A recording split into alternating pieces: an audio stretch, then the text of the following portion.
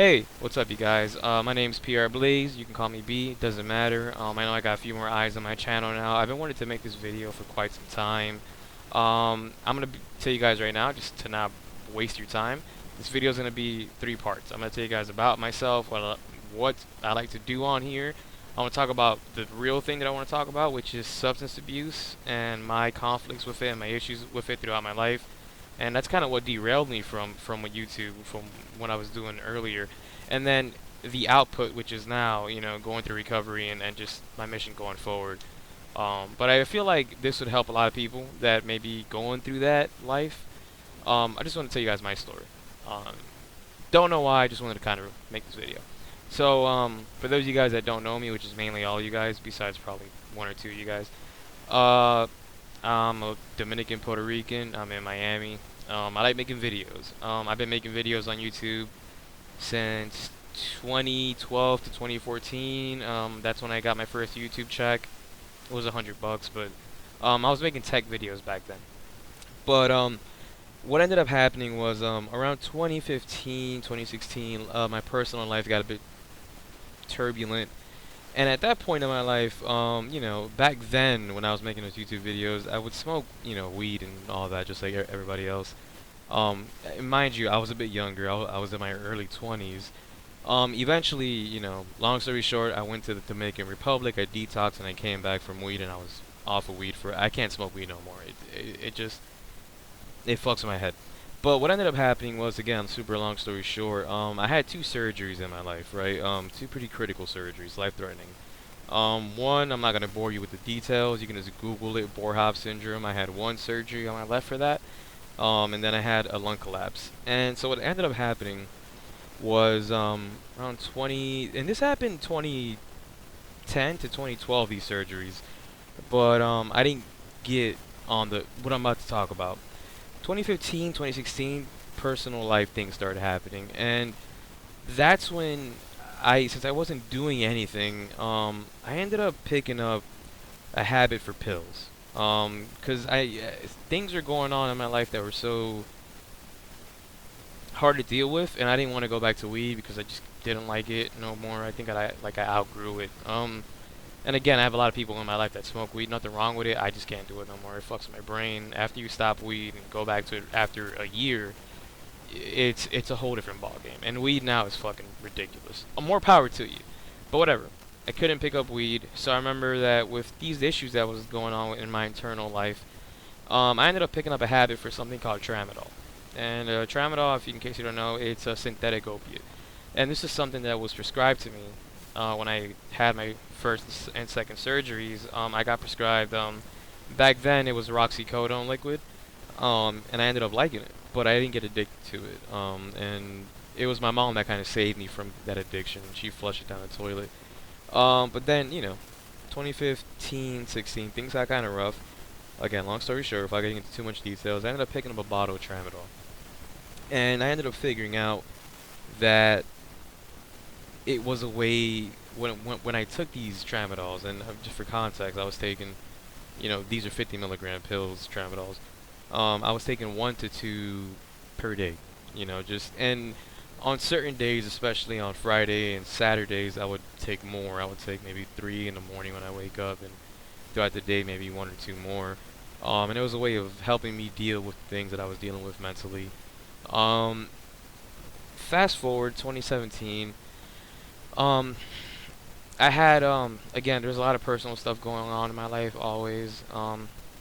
But a close brother of mine, we'll call him that because it was pretty much my brother.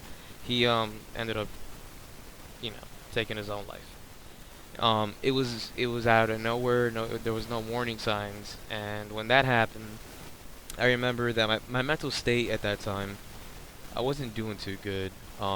Again, with my personal life and with my relationships, I was, just kind of in a weird spot. And when that happened, that kind of pushed me off the edge.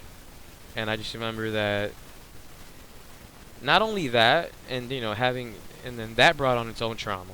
Because again, I haven't talked about this, but when people take their own lives, they don't, and I've had to learn this the hard way, they don't realize the collateral damage that does to the people around them that cared about them. You know, me having to go to your funeral and see you breaks my fucking heart. And it still does to this day. You know, I've mourned already. It's been 7 years or 6 years, however much, but whatever, right? So when that happened, I had a partner that I was with for a very long time. You know, which I'm not gonna get into. I cared about this partner very much, still do. You know, I love this person with all my heart. I mean, it's just that's the way it goes. Even if in the end things didn't work out, but while I was dealing with the trauma of whatever the fuck, I started medicating more. And then more things in my personal life started taking turns, and I ended up upgrading to Percocet 10s. Because the person I was getting my traminols from ended up, his doctor switched up the prescription. I didn't want to take them, but at one point, after about 3 months of him having them, I said, I got no option really. I can't get these on the street. I just gave in and I said, fuck it, I'll try it out. And I ended up liking them way too much. And it became something that I relied on. It was a crutch that I relied on for everything. Every bad thing that went on in my personal life behind the scenes, right, with whatever the fuck that is, that would always make it better. Or it would make it bearable, if that makes sense. But back then, I wasn't doing it that, you know, I was doing like 1 or 2, 3 perk 10s a day. And it was making it, you know, it was bearable. Again, on the weekends, Friday and Saturday, I ramped up usage to be able to cope with the stuff that I was dealing with in my personal life, whatever the fuck. It just helped. It helped me be able to deal with my present in that situation. What happened was, fast forward to, again, there's pivotal years that really, things happened that triggered me to just go off the edge. Um, 20, 2017 and 2018, besides my friend passing, were good years for me and my personal relationship. Without going into detail, 2020 came, the pandemic came, and things were at that point whatever. And then 2021 came, and that was a bad year where things happened, and I just had to, you know, ties were cut to whatever the fuck I was doing in my relationship. And that's when my uppage started. There was no ceiling. It went from the 10s to the 15s, the little green ones, and then eventually, by happenstance, I just happened to, you know, try a perk 30 one day, the little blue ones. And these weren't counterfeit; these were from pharmacies. But the thing about that is, I ended up really fucking loving them because, again, things were bad in my personal life. You know, at that point, my relationship was kind of over at that point, for that time, and that little pill kind of consolidated me in that moment of time where I was by myself. You know, and I just want to add this for context. I'm not the kind of guy that I've had plenty of relationships. I've had plenty of girlfriends in my life, and I'm very thankful. And I've had a lot of experiences. But I'm not the kind of guy that if I break up or if my relationship doesn't work out, 2 months later you're gonna see me in a relationship with somebody else. Like, I'm not that kind of person. Like, that year I stayed single completely. Could I gotten a girl? For sure. I'm not the kind of guy. Like, if I care about somebody, I'm gonna hold out. That's how I was thinking back then. I'm gonna hold out, and I don't need nobody else. Like, I came into this world by myself. I don't need nobody else. If it's not this person, then I don't want it. So I lived that year by myself, but I was medicating heavily, and my rampage started going up because I started making more money, a considerable more amount of money, and I could sustain that habit. So I was doing a lot of 30s. At this point, the 10s were still there, but you know, the weekends were 30s. You know, popping 1 or 2 of them at that point for 2021. 2022 came along, and some personal things happened again in my life, which kind of excuse my language, it kind of fucked me up mentally. Um, you know what? From 2021 and up, a lot of stuff happened in my life that fucked me up mentally. That made me say fuck it. If that's the way this is, I'm gonna take these until I don't wake up. That was the mindset at that point, and I'm just being honest. So the same person that I was in a relationship with before, we ended up rekindling and working stuff out. And there was still a lot of stuff going on. And I'm not gonna go into that again. I'm trying not to delve into that. I'm just trying to get to the substance abuse part of it. So 2022, rekindle that thing, rekindle. We start talking, and we start, eventually start getting back in the groove of it. But at that point, my pill habit was out of control. And, I'm not gonna say that it started really heavy at that point because I was doing Xanax as well. From probably Xanax is something that I was prescribed in 2014, 2015, 2016. Eventually I lost my doctor and I couldn't get them no more, so I was getting them on the street as well. Those are the two main things: Xanax, benzos, and opiates. And I'm not gonna lie to you, started getting to the point where my partner, the girl that I was with, she always knew that I took medicine, and she never really questioned it.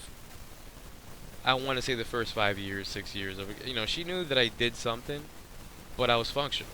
So whatever he's doing, like let him do it. I guess, right? That's what I interpreted. But it became a problem one day and I remember this because I was in a car with her, and I opened my little pill vial and I started taking something, and she goes, "What are you taking medicine so much for? Like, what are these medications that you're taking?" And I was like, "Oh, it's nothing." And eventually I ended up telling my partner what they were, and I was heavy, like I mentioned. So it got to the point where I was even offering it to my partner. A bad influence, but that's how far I was. And at all my friends, I was the only one that went to opiates. And just to be clear, I never went to the H word, HEROIN, or to the F word, the fent.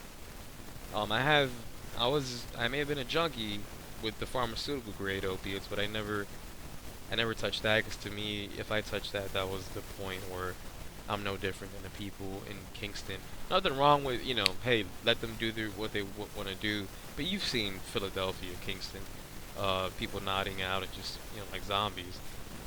In my head, that's the barrier that I would never cross, and I never did. But getting back to present, I ended up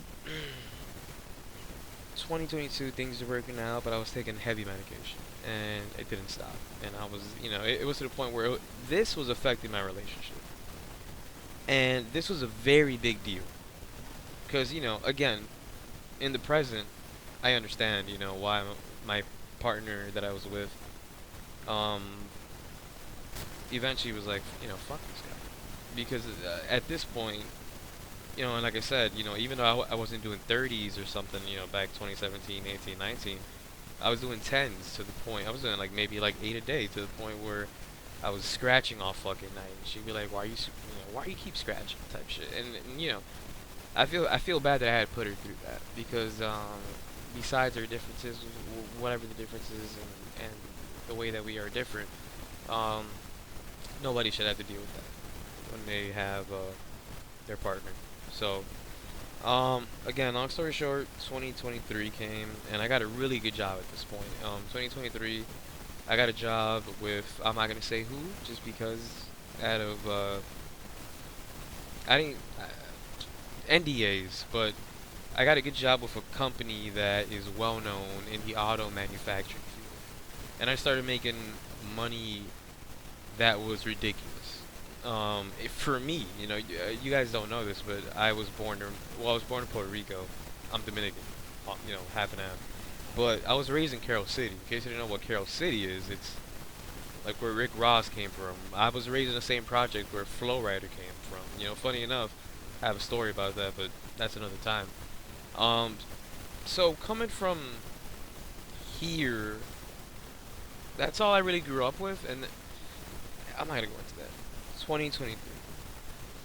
I start getting this, I start making good money for a person with no college degree, no nothing, So what do you think happens when you're an addict and you start making a lot of money?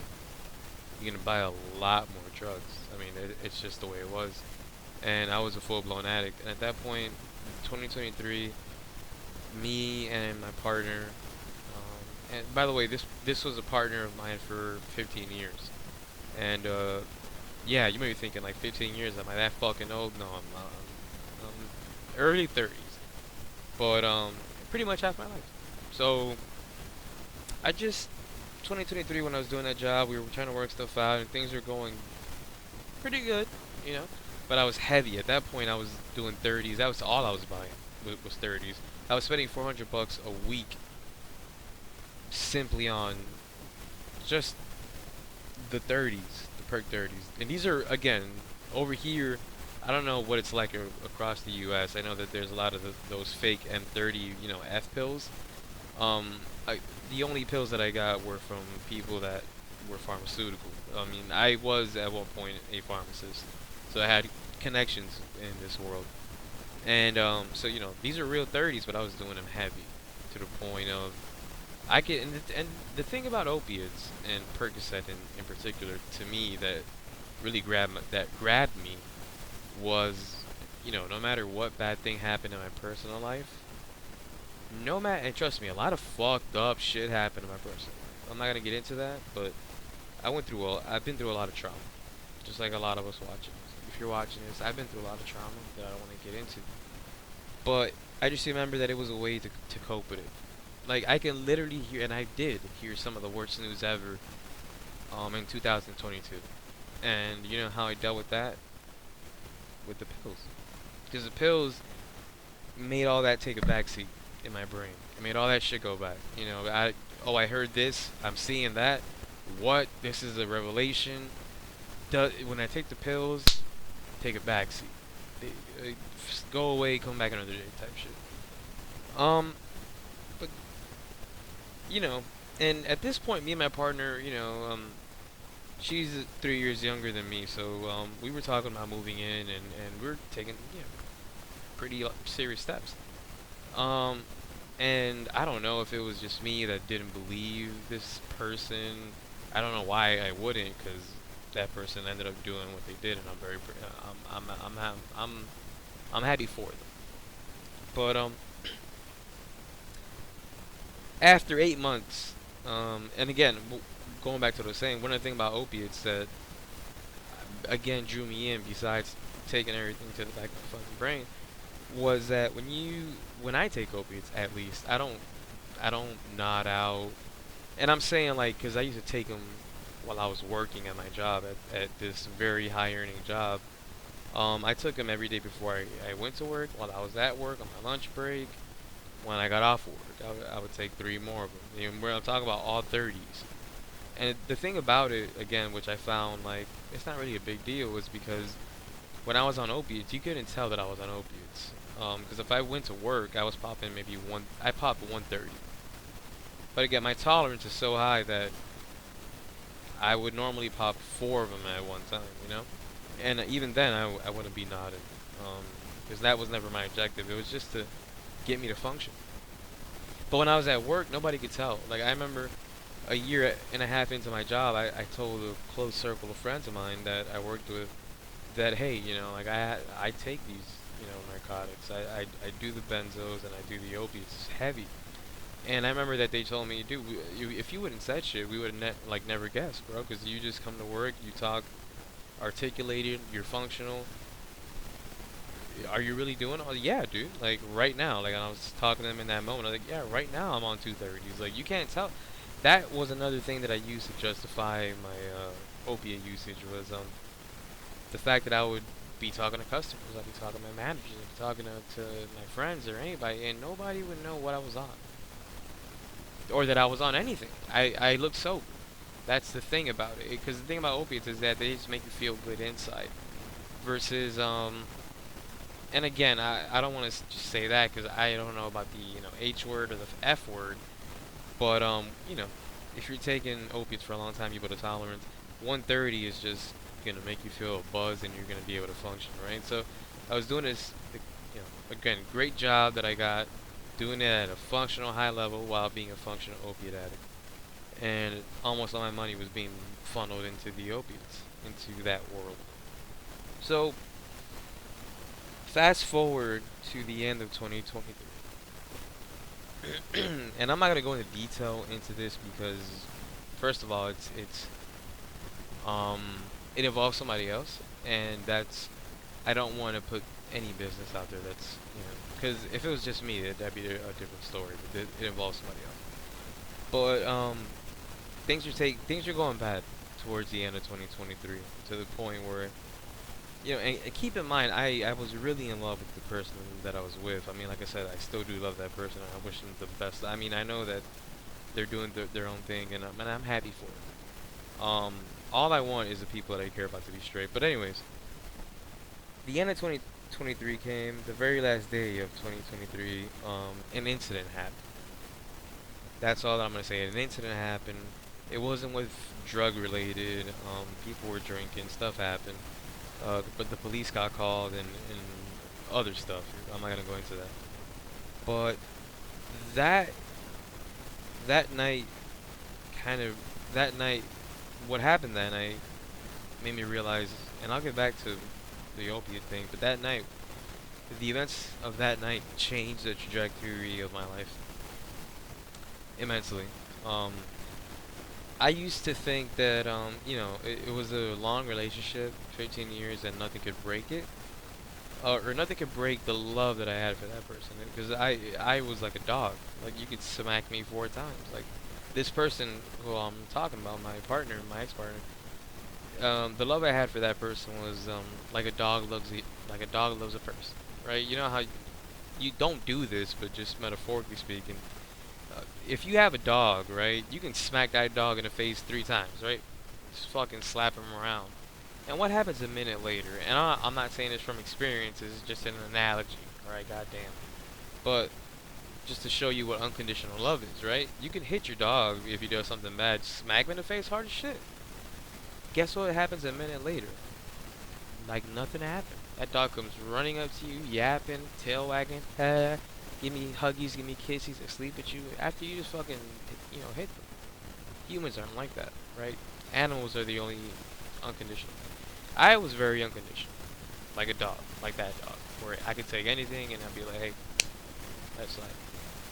Well, what happened after the 31st in the first month of 2024 this year, was something that I never thought would happen to me. Um, that made me realize, okay, I never thought that I would leave the partner that I was with, right? Like I told you, I put up with a lot, just like that person did. But something happened that made me completely break that. Like, I still love that person, but the love that I had unconditionally, that shit went at that point, and that's fine. It's the way life goes. When something traumatic bad happens to you, you kind of, let's just say when other people warn you about something and then it happens, that was enough for me to go, oh, I'm fucking, like, I don't give a shit. And I don't. Thank God. You can see that I'm happy, I'm healthy. And what's funny is I've been single since December 31st. And it's 9 months in. Today's the 19th. And I still haven't dated. I've talked to a couple girls, right? A couple girls who talked for about 2-3 weeks. I had to cut it off because I was like, I don't see anything happening here. But I'm gonna get back to the story. I chose to stay single for this year, or at least for a year, and that's still my goal. Because after 15 years, if stuff breaks up, you want to break from that. And I'm in no rush to find somebody new. I can't speak for everybody, but me, again, if I don't have somebody, I don't need it. It's fucking fine. I'm gonna have somebody one day. I fucking know that. I've always had somebody. But anyways, back to the drug stuff. This is when stuff went to the worst point in my life, right? 2024, this year, I got a bit of a raise, right? And I was making already good money. Just for context, I'm single. You know, I may have a wedding band on, but just for context, this is not my wedding band. It's somebody's wedding band. I'll leave it at that. Somebody's. I'm not married or nothing, but whatever. When I started making that extra bit of money and I was, you know, single, and again, the difference, right, from all the breakups was that this time, what happened in this incident made me go, oh, for sure, like, I'm never going back to that. So, I ended up abusing a lot. I'm talking about stupid amounts. Because, like, after the first month of this year, I completely stopped caring what the other person that I was with did, right? Before, bro, like I told you, 2021, we were not together for a whole year. I thought about that person, and I would check up on their pages and shit, just, not a stalker, but I just want to see, like, what they're doing, because I care. Not anymore. I don't care. But, the pills came in hard at that point. Because I was like, alright, well, I'm single, I don't need a girl, that's fine, I'll find somebody, just, that doesn't matter, but I'm making good money. I was, after 15, again, I'm sorry to get sidetracked, but after 15 years with somebody, I had a routine. There was a circadian rhythm to it, where or just an example, I would work Monday through Thursday, and then I would be with my partner Friday, Saturday, sometimes Sunday. And I did that for 15 years. So it's kind of hard to break a habit that you've done for half your life. You know, knowing Fridays after work and all that, you're going to be with that person that you love, and Saturday. That's what I used to look forward to. When this year happened and I was single, that replacement for what I looked forward to on the weekends was narcotics. Because, like I said, I wasn't interested in any girlfriend. But I was kind of... What happened made me so jaded and stoic towards relationships that, like I said, I just didn't fucking care. But the pills were my relationship. And I saw this destructive pattern. Because, again, all of us, we're not stupid, right? If you're watching, you're not stupid, right? If you're doing something that you know is bad, bro, you know what you're doing is bad, right? I'm self-aware. I'm a very hyper self-aware person about my body and my surroundings and stuff like that.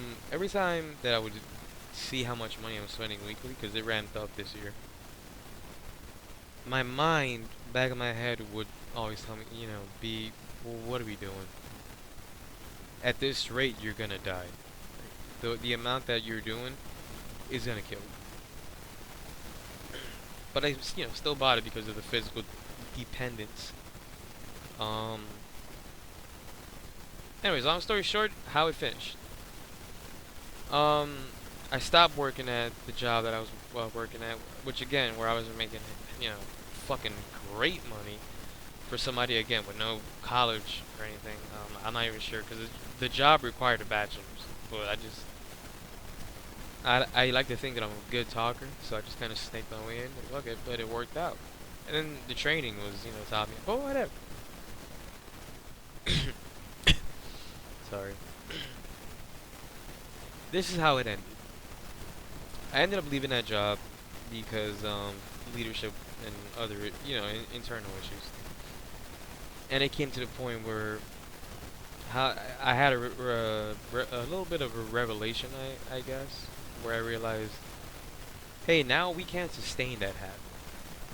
We don't have that amount of income to sustain 400 a week, 200 a week. We don't have that like that. So how'd I stop? Because I'm going to get to the recovery aspect of it. I stopped because I had no money, to be honest, right? After leaving that job, I didn't have bread, and I was kind of forced to stop. And what ended up happening was, what do you think happened? I went through withdrawals, crazy withdrawals. Now my ex-partner has seen me go through withdrawals. My best friends have seen me, in a shower, butt-ass naked, throwing up from withdrawals,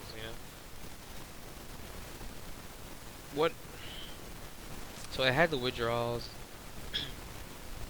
and I remember that my mom always told, because my mom knows about the issues that I was going through.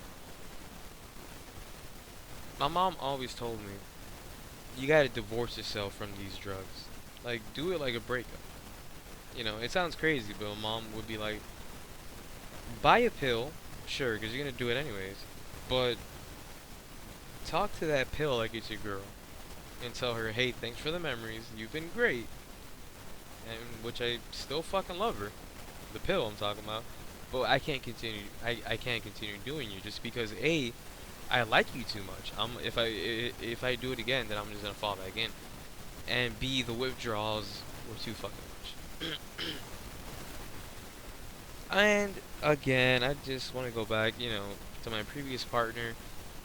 We both did things, but I will say, I was a piece of shit when I was going through my addictions, and that person did not deserve to be around me when I was doing that, because this person, no one's perfect, but this person to me was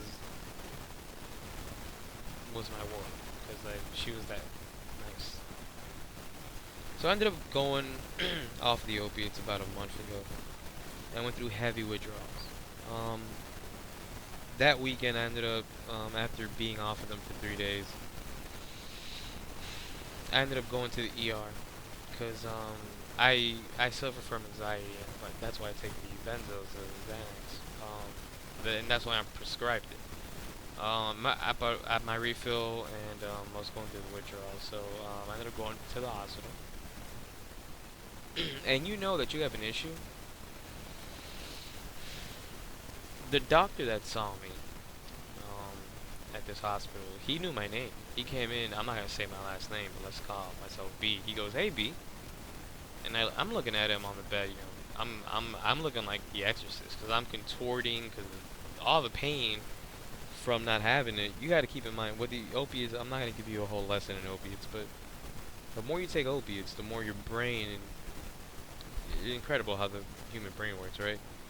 If you give your brain an artificial source of something, your brain starts realizing, oh, I don't have to make this because we're getting it from an external.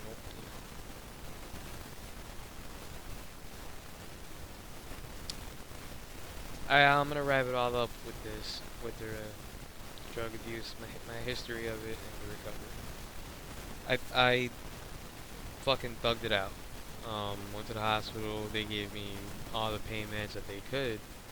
But my doctor came in and was like, "Hey, your blood work came back, and we can't really find nothing. Like what are you taking?" And I told him the amount of 30 that I was taking a day. I told him, "Well, doc, like I'll wake up and I'll take 4, and throughout the day I'll take 10 maybe."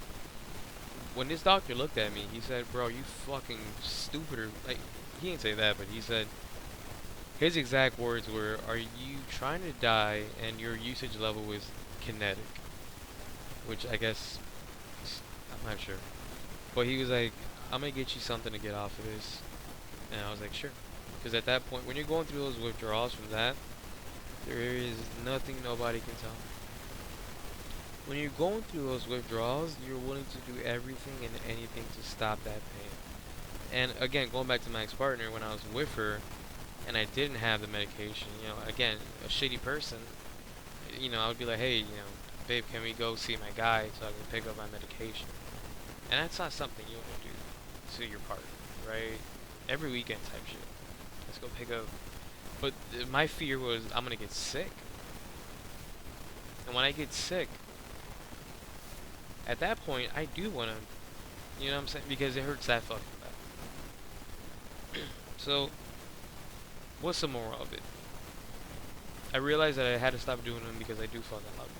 And if I do them again, I know where it's not gonna end.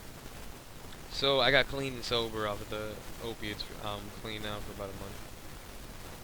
The good thing about opiates, when you're coming off of them, is that the withdrawal isn't as much as other drugs, like benzos or alcohol, especially.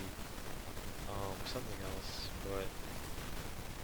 Yeah, so figured I want to tell you guys that because maybe somebody watching this could relate to, we all have private, quiet struggles. Anyways, if the person that I'm talking about is watching this, hey, I'm really sorry about doing all that to you.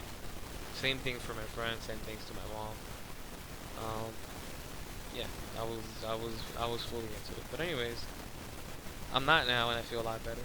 Um, I'm a lot healthier. My spirits are up. You got to keep in mind, about a month ago, I was thinking really bad thoughts because of the ritual.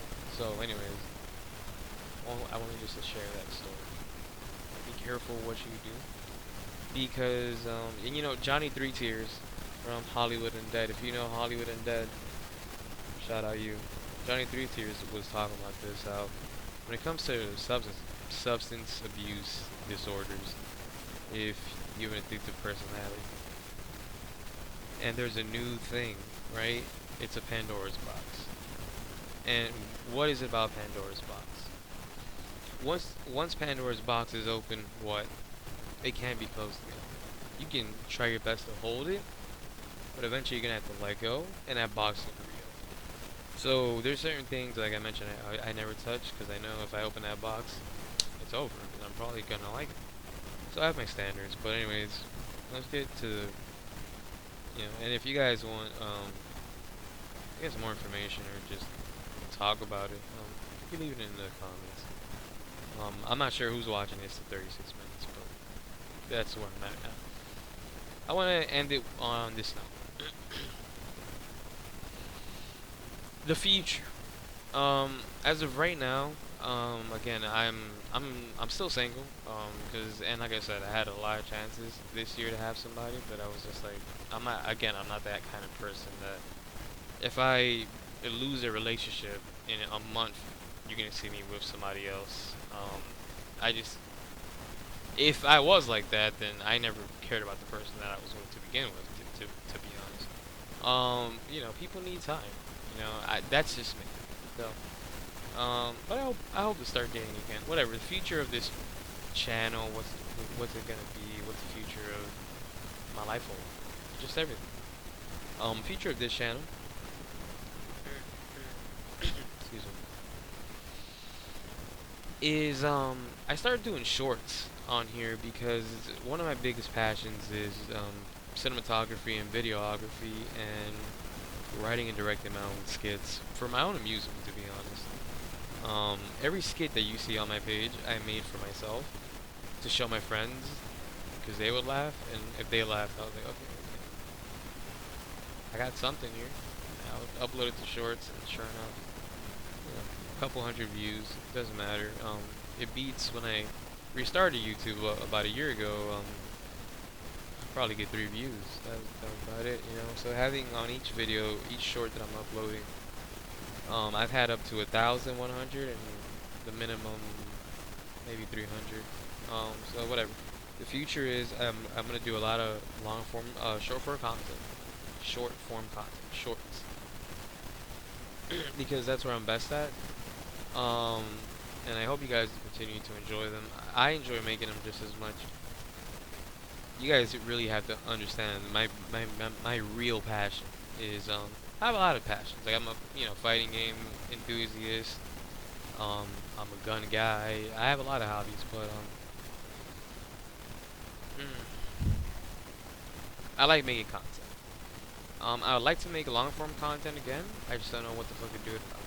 When I figure that out, we'll get to that point. I also have a TikTok. I just want to add this. I have a TikTok only because its video creation tool is fucking hands down the best video creation tool, in my opinion. Simple, intuitive. I don't go on TikTok to look at TikToks. It's just a conspiracy hole and people.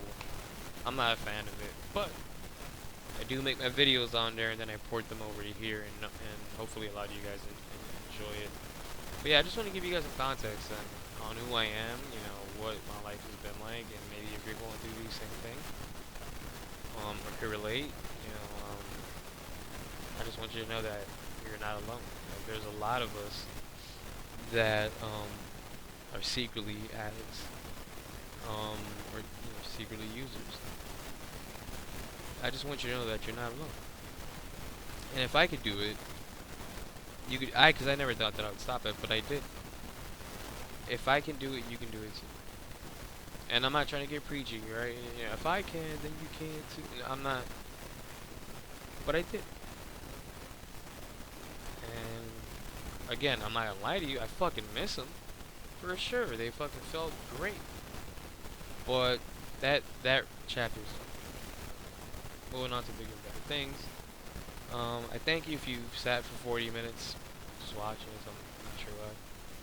But yeah, I hope you guys continue to enjoy the content. I know I dropped a pretty heavy video for a long part of the video was a bunch of stories about my past.